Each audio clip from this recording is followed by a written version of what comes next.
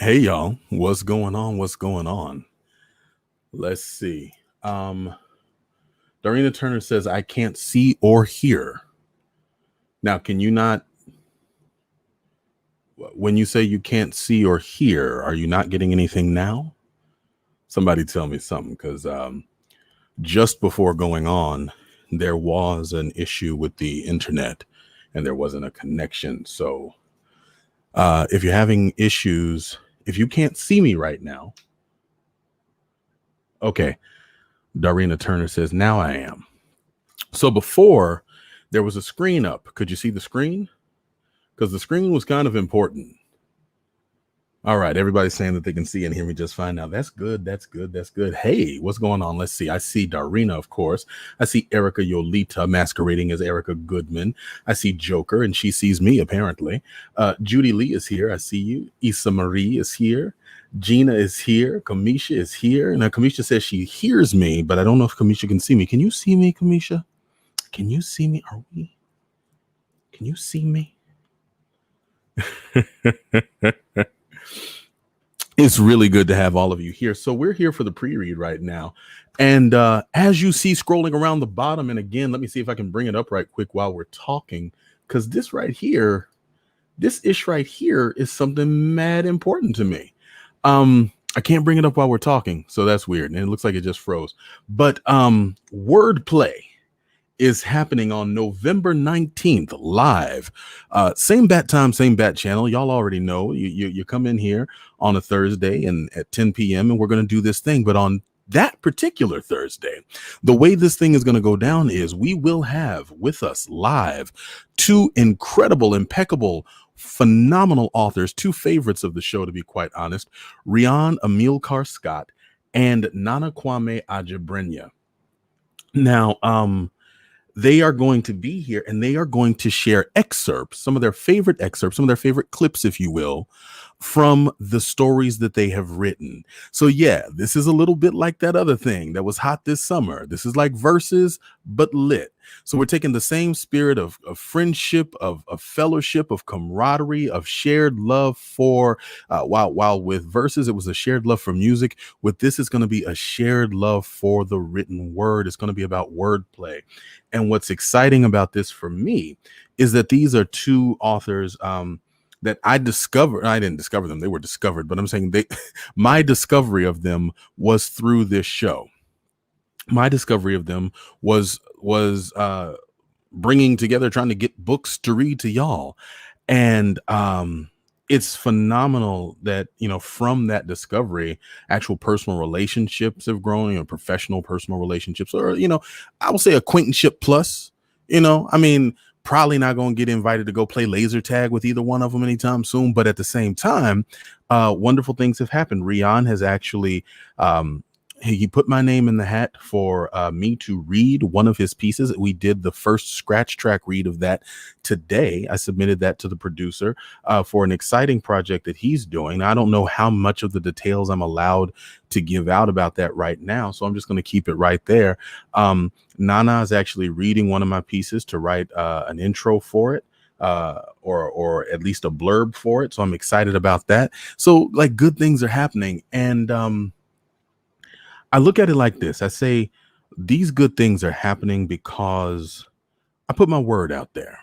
I said, and some of you all put my word out there with me and for me. You were the wind at my back. You pushed me when I wasn't really trying to do this thing. And I'm saying and declaring now that I'm going to do everything I said and say I'm going to do when it comes to Storytime with Julian. And that's important. That's important to me because as you all clearly know, this endeavor is important to me. But it's important to me for some other reasons too. It's important to me to manifest these things because as I grow Storytime with Julian, I'm also growing. There a lot of other talent is coming up through this, and I am in love with the awakening that is happening as a part of and as a result of Storytime with Julian. It is perhaps one of my favorite things right now in life is seeing that happen. And so one of the things that I said was going to happen is we are going to have an anthology, a collection. Now, this anthology and collection I wanted to have done by the end of the year. That's just not going to be possible. But I thought about it and the way that I think I want to do this. And I was inspired in part by one of my personal friends and friend of the show, Siobhan Brown Robinson, Chevy Malibu. She just relaunched her magazine just today, actually, or just this week, Bossy Mag. And if you are not familiar with it, on Facebook, look up Get Bossy Mag, @Get Bossy Mag, and you can go to their website, which is getbossymag.com, and check them out. But she launched it on the anniversary of the month. She was going to try and get it down to the day, but the internet wanted to be in whole entire jerk ass about it. But she launched it the same month that she did 6 years ago when she first started. And I had an article in that first issue. And in this issue, I have an ad because Storytime with Julian is a thing now. And the ad is for wordplay. So go ahead and check that out and you'll see it. But it occurred for me that around March of next year, Lord willing and the creek don't rise, I would like to put out this anthology. So consider this right here yet another call for submissions. I want to publish your work. I am going to publish your work. I am also going to publish my work. I am going to publish and produce the works that have been inspired by or that have come out of or that are an outgrowth of Storytime with Julian. And that's really the only thing is like, I would, if you've got something that you wrote a whole long time ago, that's nice and all, but I would really especially love to publish things that are either we broke or debuted them here on the show, or it's something that you started writing after watching the show, but I'd like to have that kind of connection with it. So we are still producing that, but I also want to give more time for submissions. I want to give more time for us to grow and develop, but that's going to come out in March of 2021. That is my decree and declaration. Now, other things about putting out your word. As writers, our word is really the most accurate representation of us, or probably I would say the best and most closely aligned to us artifact that we can leave behind when our time on this spinning rock is done. I say this because, you know, a lot of you may have children, and children are absolutely wonderful gifts to leave behind to the world, but you can't really edit your kids. I mean, you can to a certain extent, but they are going to be who they are going to be. They are going to turn out the way that they turn out. You can't refine and revise them, but so much. You get a lot of overall editorial control, but the final draft, you got no say on that. But with your works, with the words that you put out there, you have the ability to edit and tweak. And as you grow and adapt and adjust, you might have the opportunity to go back and adjust that piece that you wrote. For writers, it is critical that our word be impeccable and that we be impeccable with our word, and that in every sense. Earlier today, I put out some promotional materials for wordplay, and I had to pull them back. I actually had to unsend that post because there were a couple of glaring typos that I should have caught. But sometimes when you're very close to something, you don't catch those errors. You have to take a little step back before you see. And so I made those adjustments and I put it back out there, and I felt good about it. And I sent it to my manager. We were going to send those pieces out to the partner booksellers that are working with us in producing wordplay. And I had to send a hurried email sometime later in the afternoon. Like, don't send that one out. Don't send that one out. Because there was a typo that I didn't catch. A dear friend of mine caught it And she sent me a kind little DM and she said, you know, because I know you like for everything that you produce to be impeccable, I think you meant for this word to be that word. And lo and behold, she was right. And so I made the change. And at this time, I learned that I didn't have to pull the post down. I was able to edit the picture and put the picture back in, and sent the new version to my manager to send out to our partners. And I love, love, love, love, and appreciate my friend for doing that. But at the same time, there was this horrible sting. There was a sting because I put something out there, and in the most literal sense, my word was not impeccable. And what I thought about as I was making that correction and adjusting and adapting was, how many people saw this the old way? And what must they think of me? And what does it mean to them to have seen this? And I'm an editor. I'm not a proofreader. I'm an editor. But I'm an editor, and I'm out here putting stuff out here with these kinds of glaring errors and omissions. Like, this is, and I did that thing we do where I started beating myself up and thinking all the worst possible scenarios. But what really did land for me in that moment, what really occurred for me in that moment, was just how important it is to me that what I put out there match who I want to be and how I want to be seen. That what I put out there, the word that I put out there, needs to be me. And that is not just in my promises and my claims, but it is also in my product and what I produce. Now, I don't say this to you for you to get yourself in a tizzy and start over editing yourself. I don't say this to you as a writer for you to start looking at everything a gajillion times, because there is also an aphorism and an adage that says perfect is the enemy of finished. Ultimately, it is more important that what you produce get out there than that it be perfect. But as you put it out there, can it be a representation of your best you? How true is it to you? Because the other part of it is when we edit ourselves in our writing, sometimes we work hard to edit out things that are the truth.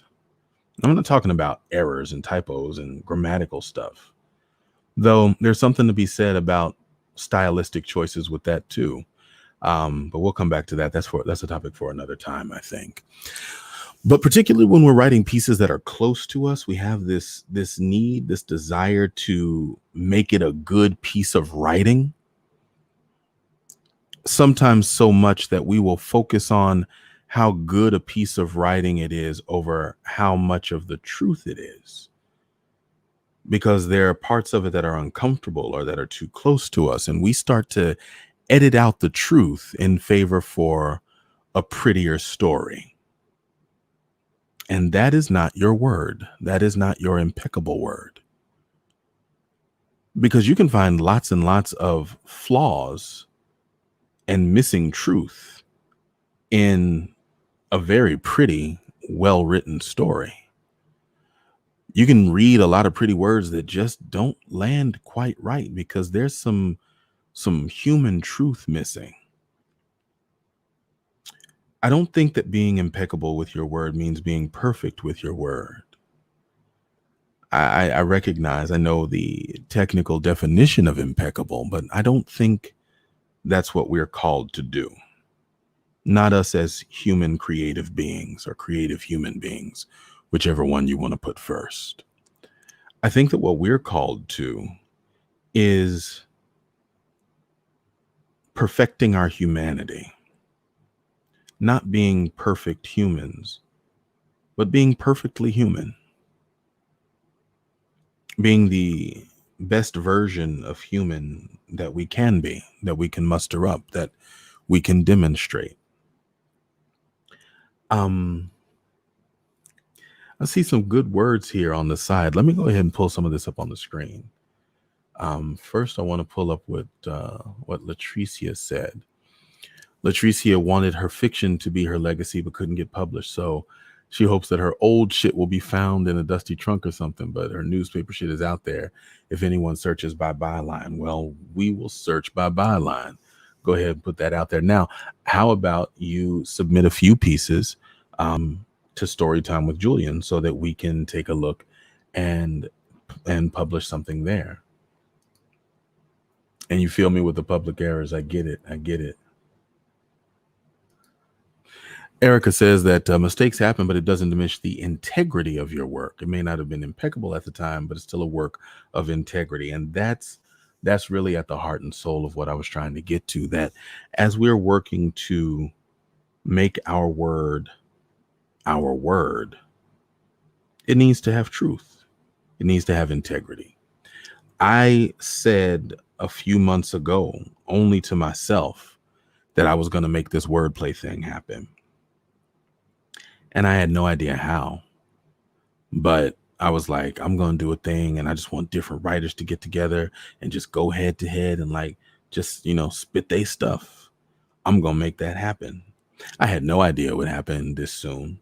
I had no idea that this show would be able to draw that kind of talent and have them be interested. And here we are, and we're going to do more. This is just the first one. I am working a couple of other authors right now. I've got a little bit of reluctance from one because she doesn't want it to be too competitive. I told her, think more about the Jill Scott, Erykah Badu vibe. Nobody trying to body nobody. We're just trying to enjoy each other and vibe together and chill together. The wordplay event is, I think, so far this is pretty much the highlight of 2020 for me. Being able to pull this together and have this happen is pretty freaking awesome. So let me tell you guys how this is going to work. It's going to be at our regular time. Each author is going to prepare 10 pieces. I'm basically the auxiliary chord. I'm going to perform whatever piece they call up. So they're like, okay, so I want to do blah, blah, blah, blah, blah. I'm going to have my notebook with the pieces that they've told me, and I'm going to read them, and we're going to go like that. So there'll be live performances of their pieces, and then discussion. The authors will, chop it up with each other, talk about the inspirations, the things that got them there, some of the pieces that they've scrapped. There may be some pieces in there that are not yet published, or some things that were rejected. Who knows? It's going to be exciting. It's going to be a very different kind of thing, I think. And it's going to be a really interesting way to gain some insight into the minds and the processes of these particular two writers. And then we're going to get two more. I want to try and do this at least twice a year. Really, I'd love to do this quarterly, but we're gonna find a way to make that happen. There's also going to be a little bit of music, and we have two bookstores. Harriet's Bookstore, you've heard us talk about them. Sorry, Harriet's Bookshop. You've heard us talk about them a few times. Some of the times we post links. Reached out to them, and they are partnering with us. So on the night of wordplay, books by both Rihanna Milcar Scott and Nana Kwame Adjei-Brenyah will be available. We'll have a special page, a special link that we can put up there for you, and you can buy their books with a discount.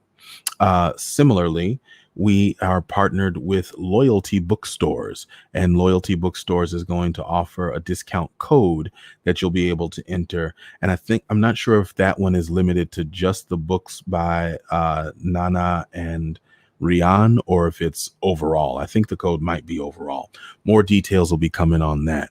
But yeah, so we got ads running in publications, and we've got partners and sponsors and whatnot. Well, not sponsors, we're not going to have big buckets of ice Ciroc sitting between the two writers. And the writers are going to be, this is still remote for this one. So they're going to be in their respective locations, but watch me. It's going to get to a point where we'll be doing this in the studio. I said it, and that's my word. That's what's going to happen. So yeah, these are the things that are going on. Some stuff that I'm excited about. I posted just kind of giving you guys updates because we didn't really get to do a pre-read last time. I posted that I am going to be writing a new horror story. Who would have thunk it, man? That is not that is not my genre, but I've got a story rattling around in my head that I'm really excited about. I don't know if it's meant to be a short story or if it's meant to be a novel. So we'll have to see. I just started sketching out the scape for it. Um, it takes place in the late 60s, early 70s. And I have not yet seen Lovecraft Country, but I suspect that based on the timing and some of the other elements of it, that there people may see some similarities. I'm going to try really, really hard not to write into that. But I really do kind of want to set it at a certain time. Um, and Our protagonist is a young black woman who is an investigative journalist. At least that's her aspirations. But she is writing. She's writing a lot of fluff lifestyle pieces because that's what they'll let her write. But she really has the heart and soul of investigative journalism, and she goes back to her brand new husband's hometown, only to find that them people ain't quite right. So anyhow, that's that. I'm also currently working on it's a project that I started back in 2013, and I set it down and I didn't pick it back up. It's a sci-fi story. It's called Mimi and Big Bunny, and it is what I call a halfic novel. That is to say, most of it is a novel, but every once in a while you'll get to a set piece where the action is, and those are illustrated and designed pages, like comic book pages. Um, it's a dope little project, and I've been writing on it pretty consistently over the last few days. Really excited about it. Can't wait to share a little taste of it with you in some pre-read, or probably more likely a pop-up really soon. Let's see. What else do I want to tell you about? What else is on my mind, grapes? Um, I wonder if there's any 30 Rock fans that caught that. Um, I think that's really about it in terms of developments. I already told you guys about the new mic. You know what that's about. This is actually the official Storytime with Julian mic. We have another mic that is for our narrator work. And as soon as this project with Rian is finished, I'll be submitting my second reel over to Audible for their engineer to evaluate. And provided that I can do the right sound dampening and get the right treatment, we should be good to go. So continue sending good thoughts and, wish me luck, send good vibes, pray for me, whatever your particular method of positivity towards someone else is. Give me just one moment too. Hold on. There it is. Okay. And we are super, super close to time. That's what I thought. That's what I was worried about. All right, y'all. This has been the pre-read. Just wanted to update y'all on things. We are going to call it for now. And give me a few minutes and we'll get ready to start the show. All right. Peace. I said peace. Why is it okay? Now the thing is doing it.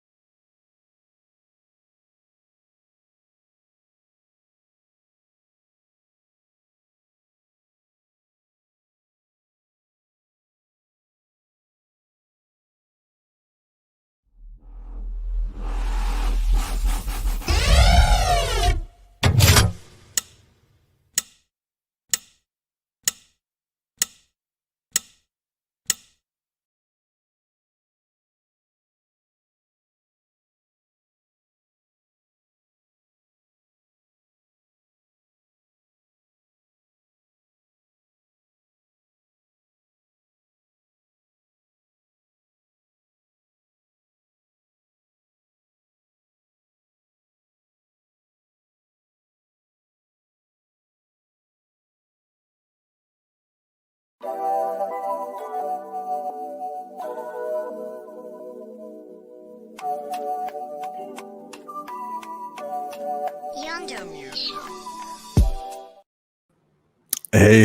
what's going on? Welcome back. This is Storytime with Julian. We're getting started a little bit late. Back to our old 3 to 5 minutes after the hour start time, but we don't want to make that a habit. So I'm going to work on making sure that we wrap the pre-read up sooner than that next time. But how's everybody doing? Good to see you. Good to see all of you that are here. Tonight, in the event that you didn't know, and I really meant to have an overlay that spoke to it. But tonight is Storytime After Dark. Now, every Thursday at the end of, every month, the last Thursday of the month, we will be reading an erotic piece, or basically it's dedicated to erotica. Now, we're going to do this for as long as it makes sense, as long as it's enjoyable and people are having a good time. And quite frankly, as long as I don't get tired of it, we'll keep doing it.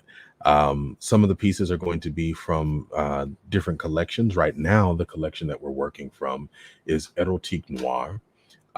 It's a collection that came out in the 90s, really kind of a classic of Black erotica, but there are several other collections, and we'll be bringing some of those into the library as well. There's also a collaborative piece that I worked on and edited called Old Friends with Benefits that heretofore has not been published. Now, last month, last Storytime After Dark, we read a piece called The Heat of Dancing in August.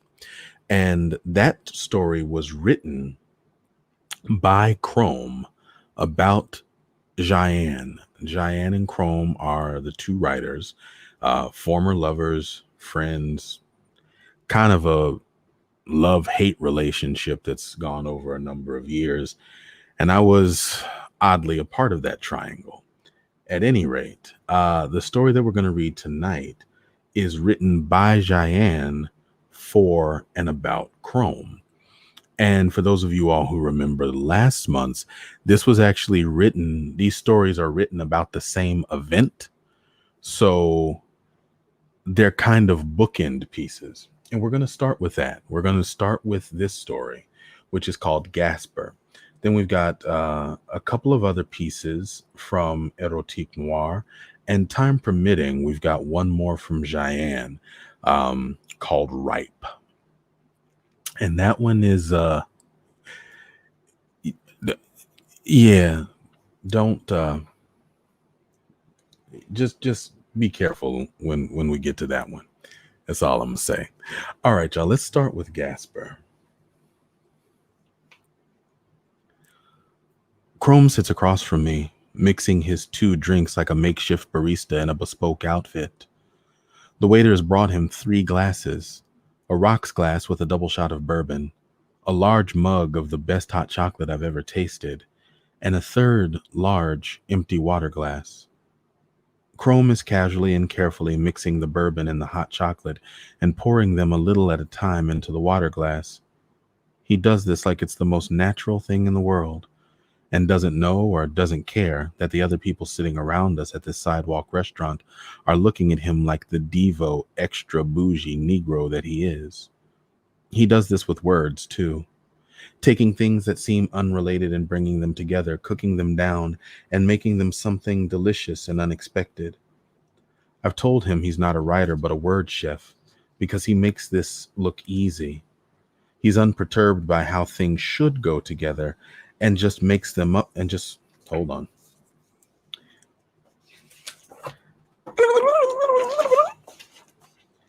He's unperturbed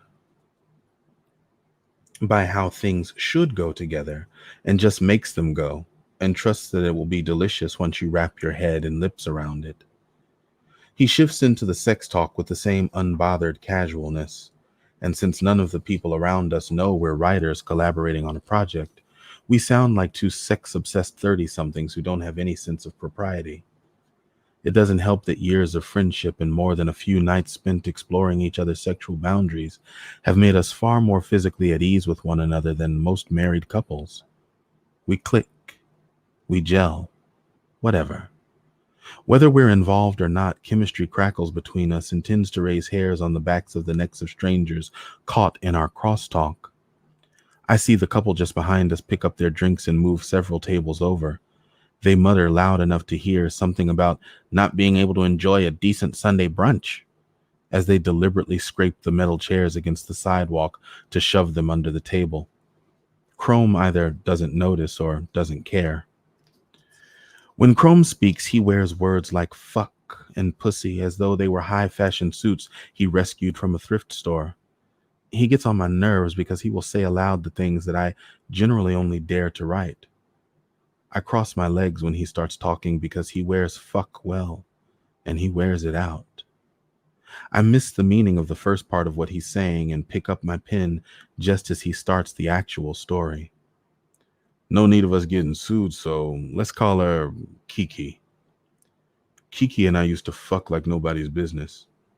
You remember me telling you back in college about having sex in a crowded computer lab during the afternoon rush on the last day of finals? That was Kiki. He stopped, motioned to the waiter, and asked that he bring a fourth glass, a frosted beer mug filled with ice, and take the spent rocks tumbler and cocoa mug away. Chrome fidgeted and spoke in partial sentences, distracted with impatience until the waiter arrived with his ice-filled frosted mug. Then he poured the contents of his tall glass into the mug until it was filled and swallowed the dregs. Once he'd finally gotten his bourbon-infused frosted hot chocolate, something he'd ordered but that they told him he couldn't have because it wasn't on the menu, he was content. It is often infuriating, but Chrome does not ever order from the menu. He asks for what he wants and demands to be accommodated. In cases where hapless waiters stammer about policy or what the kitchen can't do, he just orders the component parts and makes them observe as he builds what he wants himself. He never cared for policy or rules. He has always known what he wanted and usually got it. He sipped his new drink.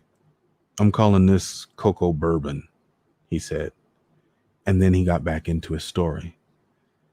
Kiki liked breaking things, rules, my skin, my will, eventually my spirit. Sex between us sometimes became angry contests of will, not passionate, angry, like, how dare you make me have to fuck you this way kind of angry. She'd see me bend myself in knots fighting the man I'm trying to be, but inside her being the man I fear I deep down am. She'd squeeze me, push me, bend me till I broke open inside her, and then we'd cuddle up, suck each other's nipples like nursing babies, and go to sleep. On nights she couldn't break me, she'd hate me. I'd hate her on the nights when we could. It was sick. I kind of liked it. One night we were tearing into each other, pleasuring each other's bodies raw, abusing each other the way we did. I had her on her back and I was on top. Well, really, more I was on my knees, leaning over her with my arms braced on the footboard because we had somehow managed to turn all the way around in the course of a good fucking. She was groaning deep in her throat, a kind of gurgle that sounds like a growl, like the noises were getting me off, but then she stopped. I looked down at her face. My sweat dripped on her lips, but she didn't even move. She was holding her breath. I assumed it was a ploy to break me again. Kiki knew that her sounds got me off, and that if she didn't make noise, I'd feel like I failed, and that would either make me go harder till I was fucking her like a piece of ragged flesh, or I'd feel insecure, give up, and soften inside her. It always seemed like she enjoyed feeling me deflate within her walls, and I wasn't down for that tonight, so I went harder. I stared at her still, soft face and her closed eyes and fucked her like a bitch I was mad at. Finally, her eyes snapped open, and she came for the first time that night with a long, loud wail. I didn't come because I wasn't ready yet, so I stayed still. I caught my breath and just felt the convulsions of her pussy as it chewed on my dick, and the wetness ran down my balls. Then she started again, moving her hips in her own special rhythm. She didn't even look at me. She was clearly somewhere else. It just happened that wherever she was, my dick was there, so I went along for the ride. As I started to resume our groove, she whispered, "Choke me." I thought she said, "Fuck me," so I kept bringing the rain. But she repeated herself, this time louder and with the authoritative voice she used when she would snap on me in public. "I said, choke me." I stopped mid-stroke and looked at her with cold disbelief. See, what you have to understand is this was before I found who I was. Kiki was my first. Her pushing me to my limits back then just meant rough sex, actually daring to fuck instead of making love. I was so new. I didn't know how to wrap my hands around a woman's throat to make her come. The two acts were universes apart. I was in a fog, right? Floating in the space between these universes when she snatched my hands from off the footboard and brought them down to her neck. "Damn it, motherfucker, I said choke me." The sudden move unbalanced me. I fell forward. Instinctively, I grasped at her neck to brace myself, and when my hands came down, she moaned the way she did when I found her spot. Actually, better than that. I really had never heard her respond to anything that way before. I leaned back to watch her, careful to keep my hands on her throat as I resumed with a steady, even fucking. Her neck was slippery, and I didn't want to grip too hard and crush her windpipe. But there was no way to get that good leverage, so as she demanded when she wanted to be well and truly fucked. So I pressed lightly and put the work in with my thighs and hips instead of my back. "Don't choke me like a little bitch. Choke me," she said in a hoarse whisper. My grip on her throat tightened, but I was terrified. I could kill her. This was fucked up. I couldn't keep my concentration. My thrusts were apologetic excuses for my normal behavior. She noticed. "Fuck me," she gasped, "or can't you fuck anymore?" I tried to deepen my stroke, but I was too distracted by that fear. But she kept stinging me. She kept attacking me. Her harsh, hoarse voice squeezing its way through my hands and slapping me in the face. It got to where I couldn't stand it, and I yelled, "Shut the fuck up!" and squeezed her neck the way she wanted me to. I fucked her without mercy or compassion, using my dick as a club to beat her swollen pussy unrecognizable. She grunted and gasped her pleasure and occasionally managed to choke out a strained "yes." And when she would, I'd squeeze tighter, trapping her words under my hand and just clobbering her pussy delta fluffy lips with dull, brutal strokes until I finally came, shaking and trembling, my dick sputtering inside her like an engine, fully and completely depleted of gas. As I came, she came, and she tried to wail this long, satisfied song with her orgasm. I had loosened my grip on her throat, but I quickly covered her mouth and nose with one hand while I squeezed at her throat box again. I growled at her. I said, "Shut the fuck up. You shut up." And she shook. Her orgasm was silent, but powerful. She came, sat bolt upright, and then collapsed. I looked at the forefinger width collar of discolored skin around her neck. I looked at my hand, the stone paw of a gargoyle. I was so disgusted. I started to cry quietly. I fell off her and turned to the opposite side of the bed. I couldn't look at her, but I heard her when she got up off the bed.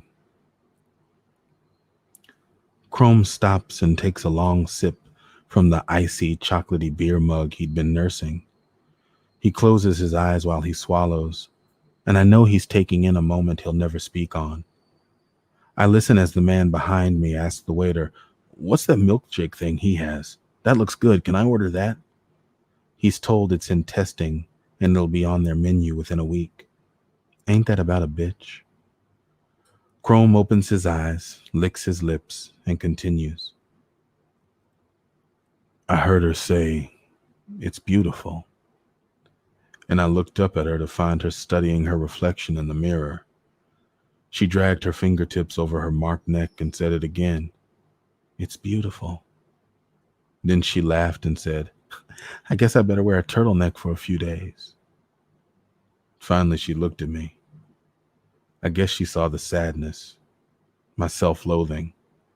She threw herself on the bed next to me. It was odd, almost playful. She pulled my chin up to hers and gave me a wet peck on the lips. Baby, stop that. That's just what I wanted you to do. That was good. That might have even been the best you've ever been. Don't be mad at yourself. And don't be mad at me. I'm not trying to make you anything you don't want to be. I remember stiffening when she said that. She kissed my neck, then my chest, then my dick. And before I could come back to myself, she sucked away all my fear and shame. And thus endeth the story. All right, so that was Gasper, sort of the bookend piece to The Heat of Dancing in August. That was Ji'Ian telling Chrome's story. And yeah, that's what that was. If you've got some thoughts or anything that you want to share, now's the time while I crack open Erotiqe Noir. This is the collection that we'll be reading a lot of stuff from while we test this little story time after dark segment and see how it goes. Last time from this, the story that we read was Dirty Pretty Things was one of the stories. And that was the story of Piri Thomas, who was writing about being in a subway and a filthy little encounter that he had with a pale-faced redhead who he described as a patty girl. It was a very, very New York story. And I know that there was a lot of back and forth on how the story made you feel. In keeping with the theme, not with that theme, we're going to read the first little collection that we're reading tonight from Erotiqe Noir. Is called Black Male Tales, written by Dolores DaCosta. And I kind of want to keep with the theme that we just read of women writing men's voices. So you just heard Ji'Ian Blue writing Chrome. Now I happen to know that their style is more about, or at least Ji'Ian's style is more about recording people directly. This, I don't know if it's real, if these are really overheard stories or just something fictionalized, but we're going to go ahead and give it a shot and see how it goes. These are largely cold reads for me. I glanced at these, but I haven't really read them, so all the standard disclaimers apply. Black Male Tales, Dolores DaCosta. I don't know why my men friends tell me all their darkest secrets, their most bizarre adventures, and their most engrossing sexual fantasies. Maybe it's because I was raised with men, a brother and 4 older cousins, and am used to listening to wild flights of fancy. Or maybe it's because I grew up a tomboy shooting marbles, climbing chinaberry trees, and playing doctor, with me on top administering artificial respiration. So nothing easily shocks me. Then again, it may be because I ooh and ah so well, eyes aglow and ears a perk, that my friends enjoy delighting me with their verbal offerings. At any rate, here are a few of the funniest, most improbable tales in my friends' repertoires. Any resemblance to persons living or dead is absolutely, positively coincidental. I swear on a stack of Bibles. I just hope I have some friends left after they see themselves and their tales. Oops, I meant tales in print. Chocolate Delight. Neil is the creative type, a jazz musician, and he likes his women free, frisky, and 40. He's been dating an OBGYN for several years and likes to regale me with their tales of their escapades. We had an encounter yesterday that blew my mind, he said over broiled trout and Caesar salad. Tell me about it, I encouraged, eager to hear his fantastic yarn. We were on our way to the Hilton for an evening of fun and games when we passed a Safeway, and she said, I need to stop in here a minute. Well, she came out with a little brown paper bag, and I was curious but didn't say anything. After a couple of hours of expensive foreplay, Pheasant under glass, 2 bottles of champagne, $150 a night room on top. We got down to business, lowered the lights, turned up the radio, and pulled back the sheets. Uh-huh, I hummed, getting into the swing of things. Then she opens up the bag and pulls out a can of chocolate syrup. Chocolate syrup? Yeah, the thick kind, he answered, smiling. Baby, she says, real low and sexy, I want you to pour this chocolate all over my body and sip, lick, and suck it up with your tongue. Ooh, wee, you so nasty, I told her. And you just love it, she countered. So I started at the top, pouring a thin stream of dark chocolate over the tips of her nipples and letting it run down the sides. And then I licked her breasts, 2 perfectly round ice cream cones. My tongue circled around those cones to the top, and then when it reached her nipples, I sucked them into hardness. Then I poured chocolate all over her, lapping up the sweet stuff as I went.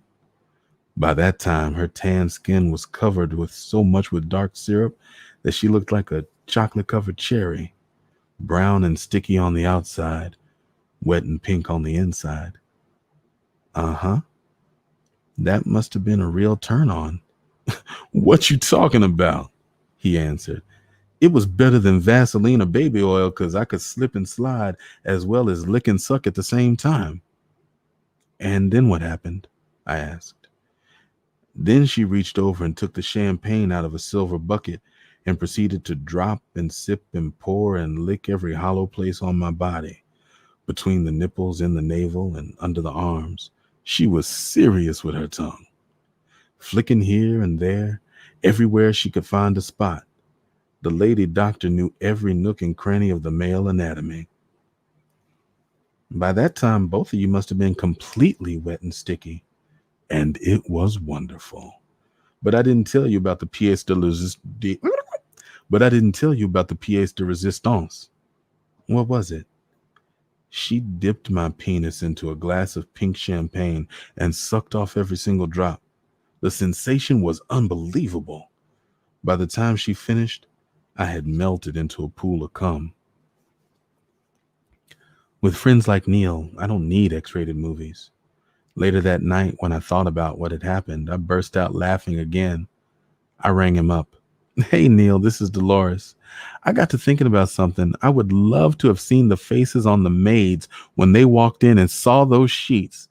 Chocolate spots and champagne stains all over the Snow Whites. I can hear them now. Must have been some colored folk in here last night because no decent folk would cut up like this. Baby, you sure are right. Who did we run into when we walked out of room 1834? The maids in their church lady looks. We could have gone through the floor. Section 2, Talking Dirty. My friend Alan, 6 feet, 168 pounds, good looking for days, called one day to tell me about this woman who had messed over him.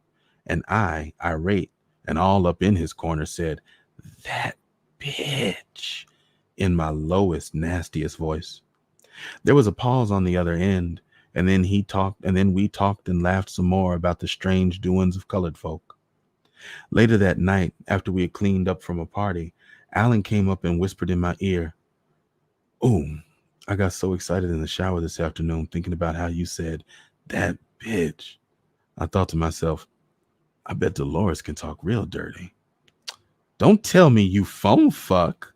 I laughed at my friend, all sharp in white slacks and a tan linen blazer. I had known Alan for I don't know how many years, and he was always a gentleman, had season tickets to the symphony, spoke Portuguese and Italian, and traveled abroad every summer. I didn't think he could get down. "Uh-huh. You too?" he asked. I just smiled with a devilish look on my face. "And it's safe," he added. "You don't have to worry about catching anything." When Alan called the next day, he began, "You know why that word got to me? There was a movie I used to watch as a kid about a guy that fell for a beautiful movie star. He used to masturbate while looking at her picture, so he had her picture all over the house, over the bed, on the kitchen wall, across from the tub. just in case the spirit moved him. At the end of the movie, he just kept saying, bitch, bitch, bitch, over and over. I thought that was so sexy. And every time I hear the word bitch, I think about that guy masturbating. But do you really like to talk dirty? I asked. What you mean? Didn't I tell you about the time I met this woman on a flight to Rio? When we reached the hotel, I asked if I could call her room later. She looked at me kind of provocative like and said, uh-huh. So I asked her if she put on a sexy gown, turn out the lights, and stretch out on the bed. She smiled. So we can talk, I explained. Talk dirty. She looked me straight in the eye and said, you give good phone, huh? I cracked up laughing. Funniest thing I'd heard all day. Section 3, lunch break. I ran into Lewis at the Library of Congress.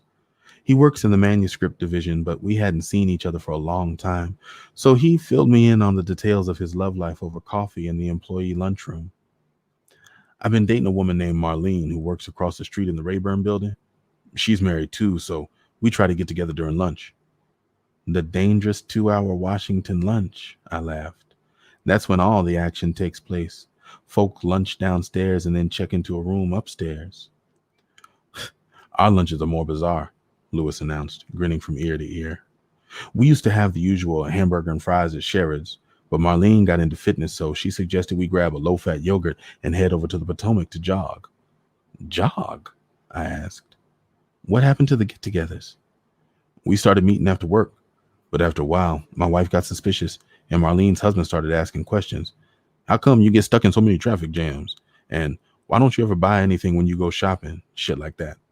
So we just jogged, went home after work, and got horny as hell. One day, I think it was Marlene's birthday, we decided to take a picnic lunch, drive over to Arlington Cemetery, and run afterwards. We were sitting in the car, me in my t-shirt, jogging shorts, Marlene in her Baryshnikov tights and a bodysuit, drinking and eating high off the hog, mushroom stuffed with crab meat, marinated frog's legs, brie, French bread, Pinot Noir. Decadent. A birthday celebration in the cemetery, Lewis countered. Some irony in that, I noted. It was spring, flowers blooming, bees buzzing, sap rising. Between the sap and the sun and the Pinot Noir, we couldn't stand it any longer. I put my hands between Marlene's thighs. She slid her fingers under my shorts. I rubbed her pussy. She squeezed my dick. She took off her tights. I removed my shorts. In Arlington Cemetery? In broad daylight? Uh-huh. We were getting it, and it was good, too. We just opened the car doors and fucked on the seat. Didn't anyone see you? Yeah. There were some trucks going by and a few helicopters flying overhead, but we didn't care. In fact, the thought of all those guys looking at us was a real turn on. So we started showing out. First, I sucked Marlene. Then she went down on me. Next, she stuck her ass out in the door and I licked it too. Lewis, you didn't. Yes, I did. And it was the best fuck we ever had. Man, you need to stick to your manuscripts. Hot wax. Pero chica, la mujer estaba loca, Tony started off. Completely certifiably nuts. En qué sentido? I asked, egging him on. She was heavy into candles like the chick in Spike's first film. Candles everywhere. Dressers, bureaus, tables, bookcase. Por todas partes. Well, okay, me digo. I can dig it because I really like this woman, you know? We met in my real estate finance class and she looked so straight. Dark suit, eyeglasses, briefcase, right out of ebony. No era exceptamente guapa. But she had a ripe sensuousness that got to me. ¿Y qué te pasó? Pues vamos a su casa. A dark little house on the fringes of Cherokee Park. And before long, we end up in bed. Y entonces, she reaches over, picks up a candle, blows out the flame, and slides it into her pussy. Me mira intensamente. And all the while looking at me, working out with that candle. And I'm getting aroused again, moistening her lips with her tongue, touching the tips of her nipples, and crying out con placer. I have a hard on, but she's about to come. La chingada. What was that it? Claro que no. The worst is yet to come. She takes the same candle, wet with her jugo, and lights it again. And then when the wax is hot, she starts dropping the candle wax, gota a gota, on her breasts. As each liquid drop touches her skin, she moans softly, ooh, ah, craziest damn thing I ever seen. You got that right. A weekend in London. Hey, Dolores. It was Edward calling from New York. I got back last Friday and just called to check on you. It was after 11 and I was in bed, half asleep. But I perked up because I could tell by the sound of his voice that Edward had gotten into something wild. You'll never believe what happened to me in London. No, tell me. Well, I was sitting on a bench in Trafalgar Square, minding my own business, reading the Times, when an elderly gentleman came up and sat next to me. He was small and elegant looking, white hair, expensive suit, well mannered. We got to talking, and I told him that I was in London doing research on Egyptian art for the museum I work for in New York. We talked for an hour or so, and one thing led to another. We hit it off real well, so he invited me to his house later that night for dinner. And you went? I asked. Yeah, I did. I was kind of fascinated by the old guy. He had traveled all over Nova Scotia, Madagascar, Belize, and he'd led a fantastic life. Edward just naturally drew people to him. He was a big teddy bear kind of man, with a warm, open manner that even my mama would like. So what happened? Well, about 7:30 that night, his chauffeur pulled up at my hotel in a big Rolls. Then he drove off into the country, turned up a circular drive, and parked in front of the biggest mansion I've ever seen. 55 rooms, no telling how many bathrooms, antiques all over the place, paintings on the wall, and servants for days. Your kind of place, huh? I asked, thinking about Edward's Park Avenue apartment with its oriental rugs, mahogany paneling, and Romare Bearden originals. Don't you know it? Anyway, we went in to dinner and a young woman glided in, Swedish looking with light hair, blue-gray eyes, long-limbed body. Before I could ask, your daughter? Mr. Smith, that's his name, explained, I'd like you to meet my wife. How old was this guy? I wanted to know. Oh, 71, 72. But his wife looked like she might have been 30 or so. Anyway, we all sat down to dinner, 6 or 7 courses with sorbet for the palate. After dinner, his wife, Greta was her name, I think, disappeared, and Smith and I sat around talking about Renaissance poetry. About half an hour later, the door opens, and in floats Greta in this long green chiffon gown with nothing on underneath. Beneath that diaphanous gown, you could see everything: pink nipples, soft flesh, round stomach, furry mound. What did you say? What could I say? Edward asked. I was trying hard not to look and trying harder not to get hard. Then Smith said so softly I could barely hear him, I want you to fuck my wife. You want that? You want that? I asked, incredulous. She's never done it with a Negro, and I don't like to deny her anything. I'm flying to Paris for a few days, and I've given the servants the weekend off, so you'll have the place to yourself. Really, you'd be doing me, us, a big favor. He probably intended to watch the whole thing on closed circuit TV, I suggested. You think so? Yeah. The man couldn't get it up, so he got his kicks watching someone else ball his wife. Whatever. Honey, that was the wildest 2 days I ever had. That woman could do everything but hang from the chandelier. We fucked all over the place, in the library, on the balcony, by the pool, at all times of day and night. She never got enough. As soon as I turned over, she was rubbing up against me, playing with my dick. Every man's fantasy, the insatiable woman. I thought to myself, poor Edward. Let's see, hold on. There are 2 more. The pet shop. I ran into Alexander, whom I hadn't seen in years, at a conference last spring. We were so glad to see each other that we skipped the opening session and slipped over to the bar for drinks. Lady, you're looking great, he started off. If we weren't such friends, I'd have to try you out, he added with a twinkle in his eye. Alex could charm the pants off any woman without even half trying, but he just wasn't my type. You haven't changed a bit, Alex. Still got an eye for the women. Now tell me what you've been into since I last saw you. I told you about Rita, didn't I? Rita who? The one from Cuba by way of Lenox and 142nd Street. She had my nose wide open. Still does, in fact. She couldn't care less about my teaching and research. She has a one-track mind with a repertoire of tricks that won't quit. She could write the book on sexual fun and games. Do you love her, Alex? I don't know. Probably not. But I can't get her off my mind. She gives me a hard way to go. Like the time I moved to Miami to be near her. There was this delivery man, Afro-Cuban, good-looking, muscular, that used to bring groceries every day. After we moved to Boston, guess what? The same guy shows up on a regular basis. Coincidence? Hell no. She doesn't sound like your type. But what can I do? I'm weak for her.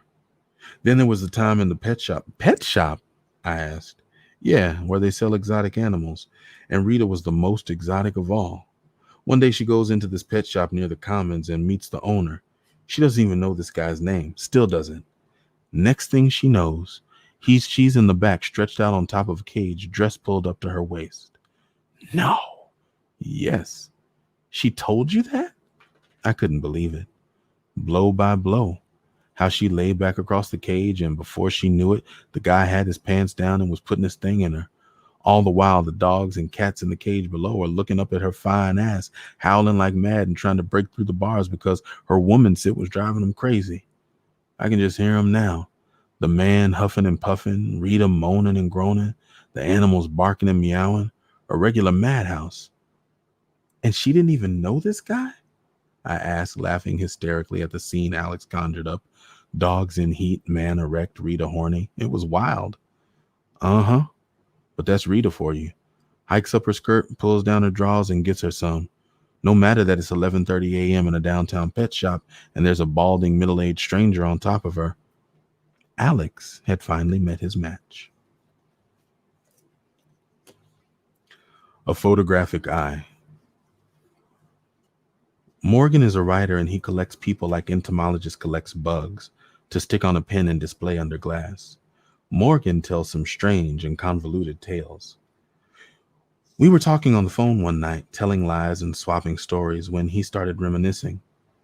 In college, I had 2 jobs, working in an adult bookstore and taking photographs.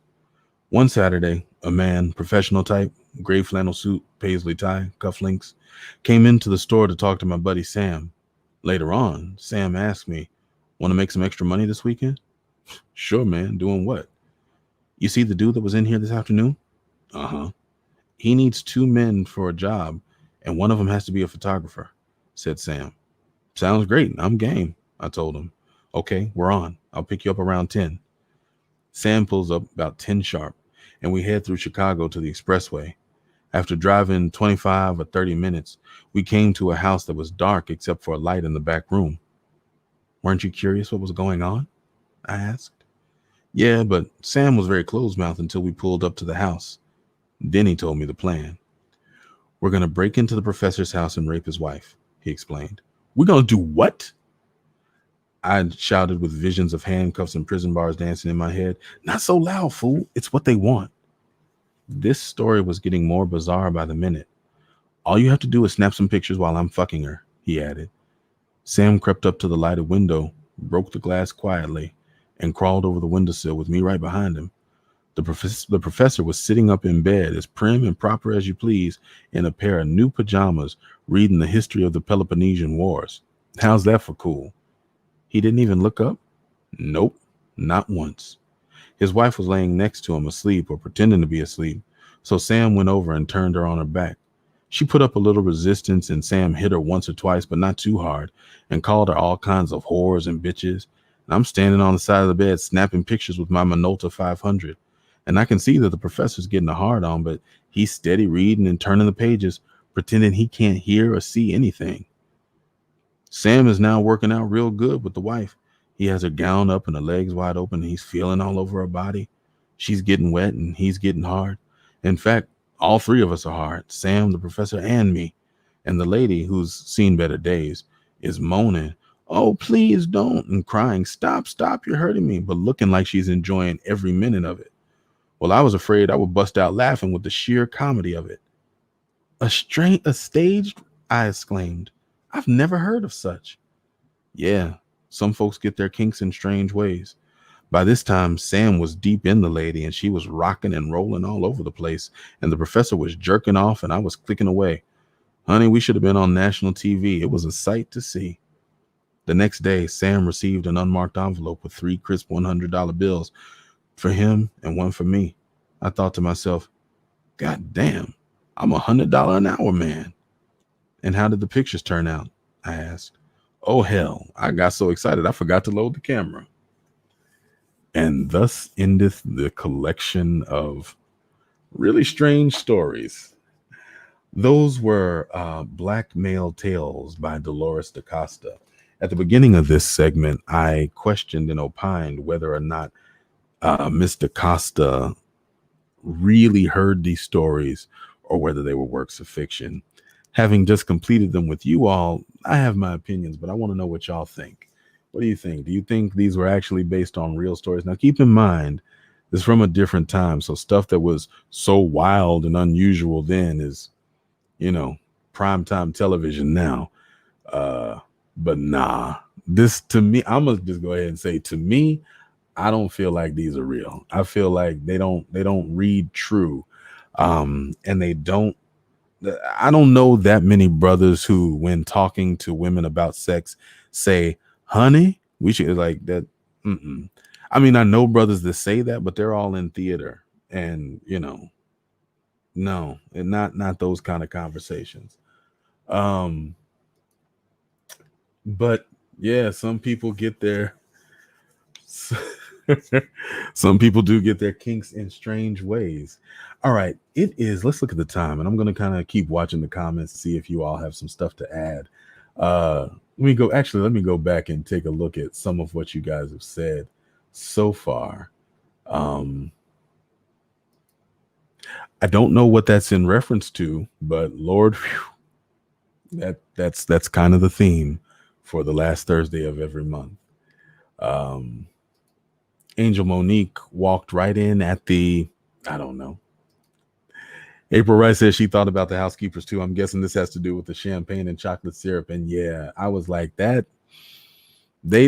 People gonna have some questions. They're gonna have some questions because if you don't know that that's champagne, and yeah, no, it's gonna be some questions. Yeah, that line. She's never been with a Negro. It's like, what? Some folks do get their kinks in strange ways. Terry Meredith says it's like, let's see, now I'm thinking Jeanne. I think you mean Zane. Jeanne was different. It's like, now I can't stop thinking about Jeanne. It's like Zane's writing. I don't believe any of it. The right was very white for me. Yeah, but she says it wasn't persuasive. I get that. I get that. That Lord was probably in reference to Ji'Ian. Yeah. Speaking of, let's switch gears and go to another Ji'Ian story from Old Friends with Benefits. This one is going to be, let's go ahead and let's see. We're at quarter till the hour. This is probably going to take us to the end of the hour. And at the end of the hour, I think we'll call it quits. It's been fun. I'm enjoying. But let's see. This piece is called Ripe. And this is written by Ji'Ian with Chrome. So this is a collaborative piece. This is one where the two of them contributed. Like a plum. Like a full, swollen with juice about to burst, sticky, sweet, swollen plum. I said swollen twice because there isn't another word. My pussy sitting fat between my thighs, an overripe knot so juice-soaked and saturated, I can't even squeeze my thighs together to relieve the pressure. Nigga, fuck you for doing this to me. And fuck your stories. All I can hear now is you telling me my granddaddy used to make peach whiskey and plum wine in big brown jugs. He'd squeeze the fruit till it burst and then spit in the jug to start the fermentation. Now I have generations of the men in your family spitting on my pussy because my cunt lips are so blood plump I can't think straight, and all I know is wine and wine and wine and drunk and pussy and liquor, and nothing makes no sense now. You and your fucking stories. 750 step stretch between me and home, and I can't move right because my whole body has become a juice-filled stone fruit, and I'm barely clinging to this sagging branch of my will, my plum so fat, full till the whole tree is tilting, trying to keep me off the ground. I will lay down for you right now on this ass-hot sidewalk. I am ripe. In the summer, I like to eat stone fruits. I knew when you said it, you meant me no good. Nobody says stone fruits. They pick one, a peach, a nectarine, a plum. But you speak like every fruit is your favorite, like you eat them all with the same passion. You're not talking about the fruit when you say it. No one talks about the silky flesh like that. You wrap your lips around juicy and make it another four-letter word. Fuck you, goddamn. My whole body feels sticky like this July air, thick and hanging heavy, like my swollen sex, like my swaying breasts. All of me is juicy and full right now. Nobody better touch me. I will burst all over you in a syrupy mess. Lick your fingers all day. You will never be free of the stickiness clinging to you. My nipples are ripe, my titties are ripe, my thighs are ripe, my ass is ripe. I am ready to be plucked and sucked and lip smacked and juiced and split and pitted. I want to be eaten to the core now. I need this juice sucked out of me and the pulp pressed. Every step I take, I smell my own nectar, and it smells so good I want to taste me. I want to get home and play in my juices and make a sticky, lickable mess on my fingers and bust open this ripe fruit and get to the pit in the center. I want to torment you like you have me. Squeeze this fruit in my hand till it burst and drench the lip of the open end of your brown jug. Spit in your mouth to start the fermentation and get you drunk off pussy liquor. You pussy liquor. Me want to wine on your face for make wine in your mouth. As soon as I get home. Part 2. Your voice reminds me of my erogenous zones, that they exist. You speak and your voice awakens my body to the ache and longing that lives in the creases of elbows and behind knees and in the unused spaces between the ears and neck. I cannot bear to have clothes touching me right now. My skin is too tender to touch. I stumble into my building and barely greet the doorman. Hot enough for you, miss?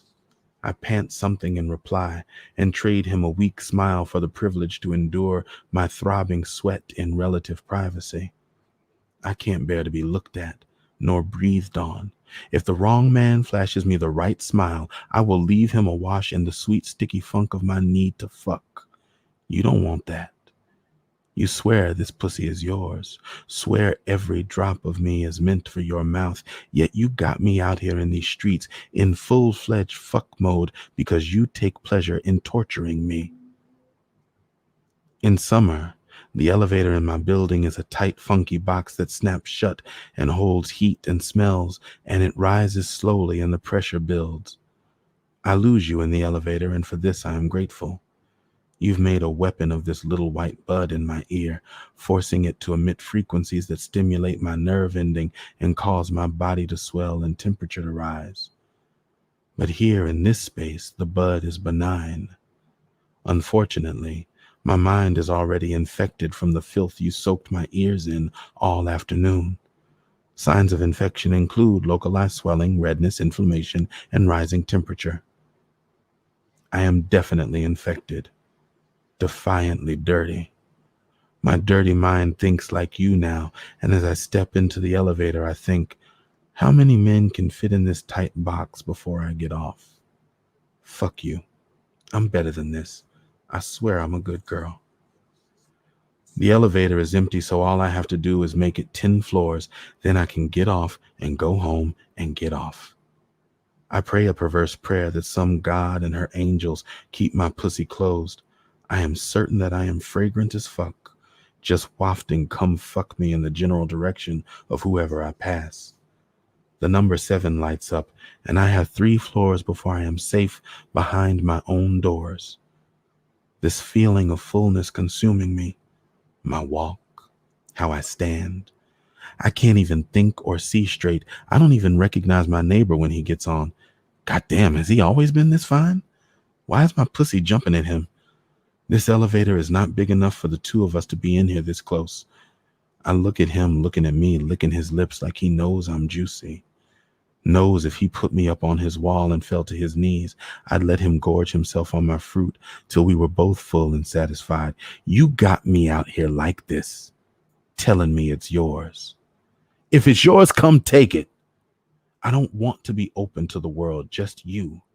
But you keep pulling my lips open with these words, talking to me in a voice that taps my sugar walls and draws my honey down.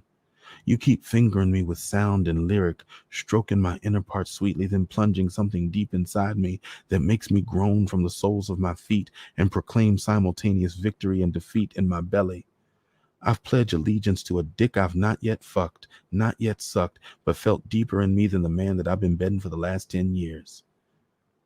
And as I stumble out of my funky sweat box, miraculously unmolested, because how did he not say something about the obvious beckoning of these fat lips jumping at him in this overwrought lycra? All I keep wondering is how.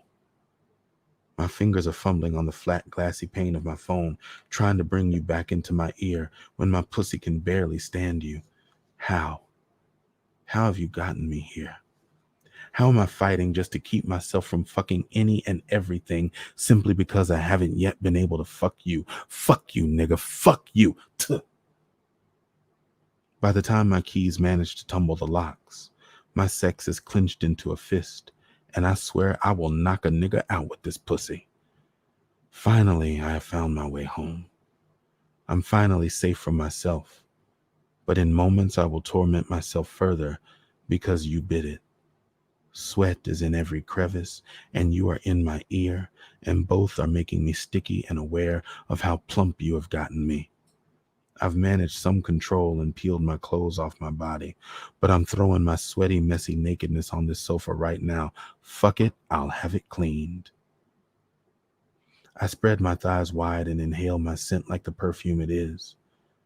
No one is here but me, but suddenly I want everyone to get a good whiff of this goodness.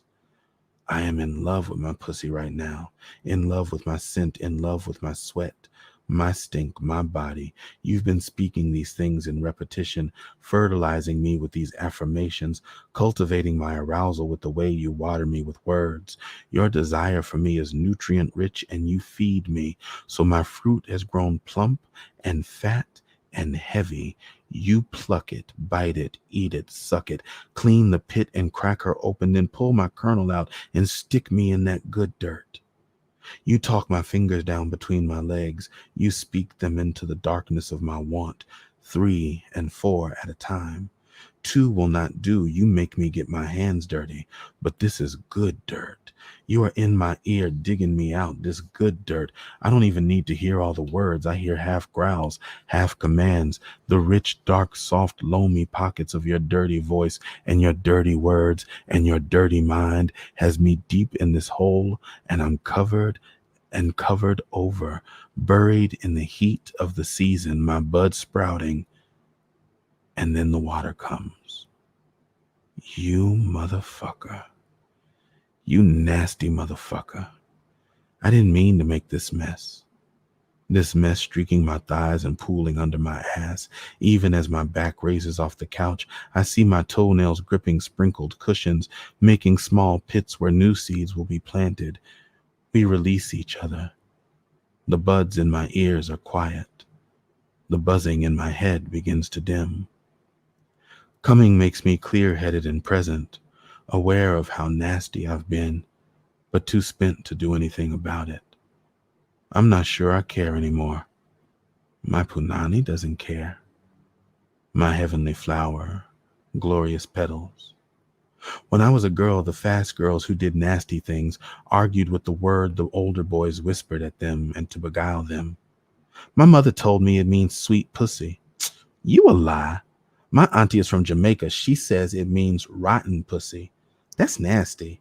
That's why she said not to give it to boys who call it that. They don't appreciate a good thing. As a young girl, I didn't know. But now, my skin sticking to a sofa soiled with your appreciation and the excess nectar from fruit well cultured, I know. Fruit is sweetest just before it's about to rot, when it is overripe and too tender to touch without the soft skin splitting and the pulpy juice gushing out, leaving you sticky, messy, and covered in a fragrant liquor that draws flies. The sweet funk of good punani, ripe to the touch, and must be eaten before the end of the season. It's August already. When the fuck are you coming to gather this fruit and pluck this tree? And thus endeth the story. So that was Ripe from the collection Old Friends with Benefits by Ji'Ian Blue with Chrome. And that brings us to 11:01. That's pretty much the end of the night, folks. I'm looking, let's see, looking for some comments. Tauntaun says Chrome stories are better. Chrome stories are better than Ji'Ian's, or Chrome and Ji'Ian stories are better than, I don't, come back to me on that. See, Joker says, can get me some water. I'm going to need some water for this. I can already tell. So I'm going to be hearing 112's Peaches and Cream in my dreams now. That's a good ass song. April says, I can't eat stone fruit the same way again. I suppose that's a good sign. Erica says, all I can say, well, now, all right. Oh, damn this dry. Damn. And yet another damn. And yet another damn. Ken Harris, what's happening? It's always good to see brothers come into the spot. You may have been late, but this will be posted up for another week and a half. And you can always swing over by the YouTube channel. They live in perpetuity over there. It's a lot of dams happening, is what I'm seeing. That last line, I'm going to text that to dude and see what he says. Well, you go ahead on. That last line again is, when the fuck are you coming to gather this fruit and pluck this tree? Let us know in the comments how that goes. We have upgraded from well damn to well fuck. And Dion's going to take a shower. And Homie Lou says she was glad to listen in on these two stories. Well, it has been a true pleasure sharing with you all. This is going to be the end of the night. Thank you all for coming out. This has been Storytime with Julian. I am the Julian in question. 10 o'clock is our story time. I look forward to seeing you again on Tuesday. Now, sorry, let me be clear. Not this Tuesday, because it is election night. And I'm going to be, like most of you, sitting up, chewing my fingers to the bone, praying that enough of us show up and show out and do the right thing. And you know what? I'm not even so much concerned about voting for the soul of this nation. Just let's not cast a vote for rampant racism and ignorance. How about that?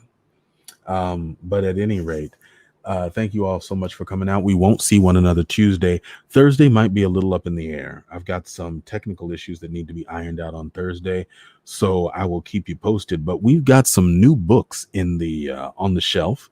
We've got Walter Mosley. We've got oh man, so many titles. Actually, I can't remember, but I posted them up so you can see the new titles that we have to pick from. So I'll be working on the schedule for November and December tonight, and I'll post that up so y'all can see what's coming. But yeah. That's it. This is it for Storytime with Julian. And thanks so much for coming out. Peace. I said peace because I thought I was going to end. I thought I was going to click the thing to end, but that didn't happen. Let me try it again. Peace. There we go.